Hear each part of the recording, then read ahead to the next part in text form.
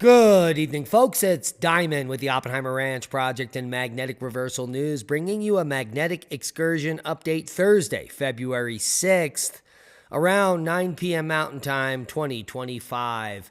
Israel is readying for the possibility it could face tsunami amid earthquakes in Greece as a state of emergency is in effect. And, well, there may very well be one in the Northeast, with the GFS snowfall totals looking like this. Keep calm. It's boom time, and Al Gore is pissed. A storm will bring snow and sleet and freezing rain to the mid-Atlantic and the Northeast. More than 100 million are currently under winter storm alerts, as a winter storm coats cities in ice and snow from the Midwest to the Northeast like a beast. And that means, well, power outages. So let's take a look at the first phase of this storm. We've got 15,000 without power in Virginia. Let's refresh this. This was much earlier. Now we've got 25,000 without power in Michigan. Virginia down to 12,000. Wisconsin at 5. These numbers will increase as storm after storm pummels the Northeast. The Saturday night forecast showing ice, a mix, and snow, ho, ho, ho, for much of the region. It looks like the big three, Philly and New York, are going to be in a quagmire of conceptual complexity as far as the weather is concerned. Here is the snowfall forecast for the entire weekend. Areas in New York could be picking up 5 to 8 inches. Philly, just 1 to 3. But Boston and areas that haven't seen snow like this, it's going to start to pile up. And the probability of ice is dire for areas in western Pennsylvania, as well as western Maryland and potentially parts of Virginia and Virginia. So heed the warnings. And this is just one of many storms coming through the region. By Tuesday, another storm will be moving through with more mix, ice, and snow. Ho, ho, ho. Shut up, Al. Get in your hole. We didn't even get to the real forecast. He's going to be quite upset. A Pacific storm impacts the West through Friday, and a series of storms to impact the central and eastern U.S. into next week like a tweak. Al Gore is not happy. A Pacific storm will continue to bring strong winds, heavy rain, with a risk for flooding to northern and central California and heavy mountain snow into the Sierras, through the southern Cascades, and even into the northern Rockies through Friday. A series of winter storms will impact the central and eastern U.S. through next week, with locally heavy rain and a combination of snow, sleet, and freezing rain for that, well, that region that just makes it on the mark. It's going to be right through Indiana, Ohio, PA, hey, and it will repeat one after another. We've got blizzard warnings up on the Upper Peninsula here in northern Michigan. Winter storm watches and warnings for over 10 states across the U.S., and that's going to be the normal state for days. Take a look at what the GFS model is showing for the Northeast over the next 3, 6, 9, 2 weeks. Holy macaroni. If these numbers hold up, it's going to be a February to remember, just like I said. Let's take a look at the actual lower 48 here, and let's take a look at the MLS precip plus frozen. See what's going on right now. This is what's happening. That storm is moving off the coast here in the Northeast. Tomorrow, we will have those snowfall totals for you. Very little snow fell on the ground before 6 a.m., so the snowfall analyzer is not really worth it to go look at. That snow will linger overnight there in the Northeast as the next atmospheric river makes its way with the Pacific Northwest, central California there, and moves its way into the northern Rockies Saturday and into the weekend here, as it develops by Sunday into the next system to bring ice, snow, and mix to the Northeast and move offshore, while another system develops just 2 days behind that on Tuesday, February 11th, and does the same thing. And ding, ding, another one right behind that does the same thing. Ding, ding. And right behind that, another one does the same thing. It's like a broken record on the East Coast. And, well, it could lead to some record-breaking snowfall totals. Let's take a look at those. Holy macaroni. Let's walk it through. Thursday, Friday, Saturday, Sunday, Monday, fun day. That's where we can go in the models, and we can expect this amount of snow on the ground.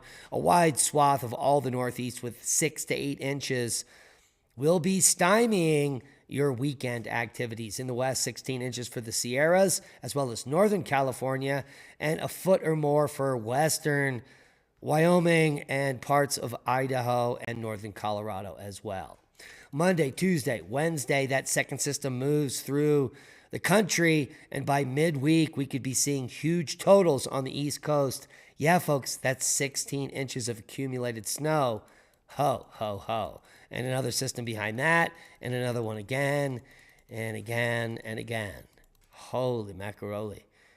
Can we even keep up? It's anyone's guess. Shut up, Al. Get in your hole. No bun cake for Al. He says it doesn't snow anymore. Al Gore should return his Nobel Peace Prize, in my opinion. Seismic update. A quick look at seismicity across the globe. Good news is that Greek islands seems to be quieting down with just a 4.3 in the last 24 hours. Hours of powers. But that didn't, the surge in earthquake activity prompted a state of emergency on the Greek islands as over 10,000 people have now evacuated from the area of Santorini. The bad news is geologists came together yesterday, and now Israel is readying for the possibility it could face a tsunami amid the earthquake swarms in Greece. Tsunamis have struck Israel in the past, and experts warn they could occur again. While it's impossible to predict when and where the next tsunami will hit or the extent of the flooding it may cause, the likelihood increases during periods of heightened seismic activity, such as the recent tremors in Greece. And here is the update. Earthquakes continue without significant change. Scientists are calling for a chance of a major earthquake very low, and this is because of the huge amount of earthquakes at 5.3 or less. This means, in historical accounts, the chance for a greater earthquake is much reduced. The bad news is that there is ground uplift on Santorini, and it is a possible sign of volcanic unrest. This is coming out today. The latest satellite-based radar measurements of the surface of the island group seems to show that some inflation has affected the volcanic complex since the start of the seismic crisis about 10 days ago. Michael Formeles, an associate professor at the Department of Geology of the Aristotle University of Thessaloniki, reported to a local newspaper that for some time now we have detected some signs of change in the volcano compared to its previous state of calm. These findings are not yet very conclusive, and the observed deformation is still relatively weak. But this could mean that magma has intruded the shallower levels, raising thus the chance of a new, probably small volcanic eruption in or near Santorini in the near future, which we predicted about 7 to 10 days ago. So they're just catching up. Now they're waiting for other networks to confirm that there was something in the uplift pattern here, but there is definite swelling of the island. Now, the best case on Santorini is that there is no large earthquake, there is no tsunami, there is no volcanic eruption, and everyone gets to return home safe. But all the things lining up, I think something is afoot. And that leads us to space weather for the day. Space weather for February 7th, 2025. We did have some activity over the last 24 hours, including an M7.6, an M2.7, and an M2.3. None of them seem to be associated with a coronal mass ejection, which means no space weather enhancement at Earth. But we did have a plasma filament lift off. Oh, that, in fact, is the M7.6. No CME associated there. But we did launch a coronal mass ejection into space to the north with a plasma filament. It did show up on ISWA here. It's moving completely away from Earth on the backside there and moving away from us. So good news there. Bad news for Solar Max, as there has been no activity for weeks on the sun here at Earth. There is some amazing cosmic activity happening right now. If you go out and look up, you can see Jupiter kiss the moon tonight. It's going to be following it all the way to moonset, which is just in a few hours from my region, maybe 6 hours from now. But the moon and Jupiter are dancing side by side, and they will make their way across the night sky together tonight. Just like all planets follow the moon because of their proximity to the planet. And for those conspiracy theorists that are posting things on X claiming that Venus is following the moon or Jupiter is following the moon, that's because you're so dumb and you have so little experience at looking at the night sky. You have no idea what you're talking about. And you look, well, dumb to smart people, and you've got thousands of idiots that follow you. That's how it works on the internet. Interesting scientific discovery in Saskatchewan. Carbon dating puts a Saskatchewan indigenous archaeological site at almost 11,000 years old. This means that as soon as the ice melted off catastrophically during the end of the last ice phase of the Ice Age, people moved right into Saskatchewan on the Saskatchewan River. Holy macaroni. We are really resilient species, Homo sapiens. We have lived all over the world for almost 500,000 years, and we've been as smart as we've been today for the entire time. So tell me how we don't have any information past 11,000 years ago. Tell me, please, tell me. You want to know the best places to find diamonds in Colorado in 2025? Well, one of them is the Oppenheimer Ranch project. But there are several other natural places where you can collect diamonds, all types of diamonds, all over the state,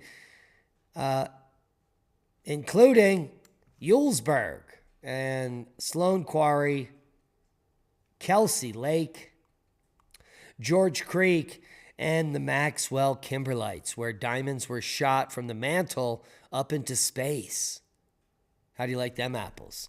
So check out the article, and if you're a rock hound, maybe you could find a diamond.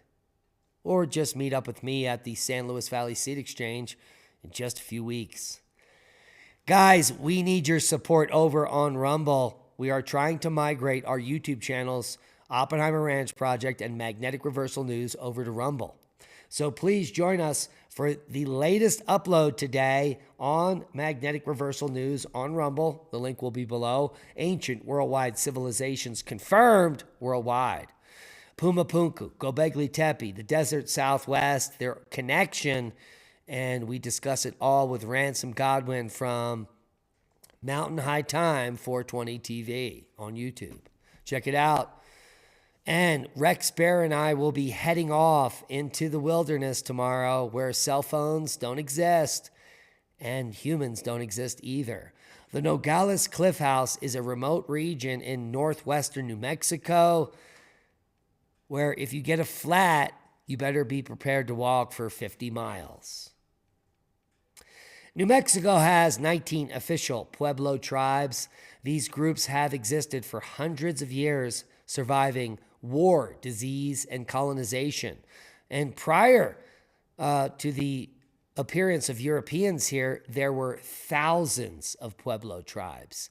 Now just 19.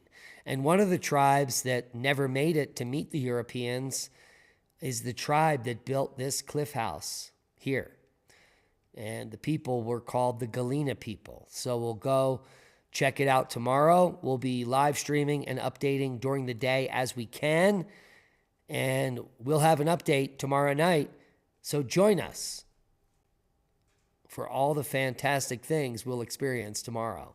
Support the channel, support your preparedness. Spring is fast approaching, and you need to get your seeds started. Check out Bertie County Seeds and the Alliance of Native Seed Keepers for the cheapest open pollinated heirloom seeds on earth. Over 250 varieties, now 278 is the current number. so you can stockpile your spring seeds and get ready for spring planting.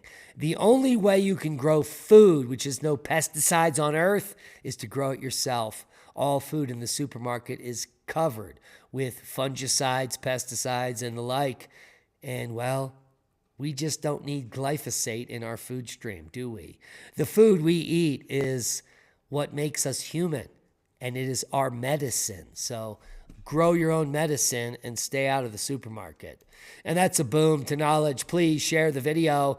We are shadow banned. We need your help to grow. That means hit the thumbs up, subscribe to the channel, even if you don't want to, because we need your help to grow the channel. We're trying to get to 100,000 subs, and YouTube is doing everything to prevent us from getting there. So please bust the algorithm and help us make waves. We'll see you all soon, either in the desert or tomorrow night with a new update.